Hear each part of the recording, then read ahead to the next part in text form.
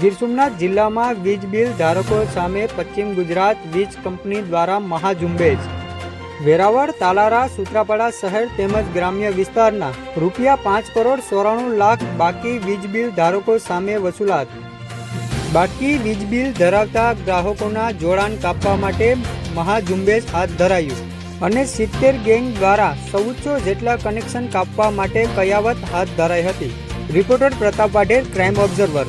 મિત્રો, તમામ ખબરો જોવા માટે અમારા પેજને ફોલો કરો, લાઇક કરો, સબસ્ક્રાઇબ કરો અને શેર કરો।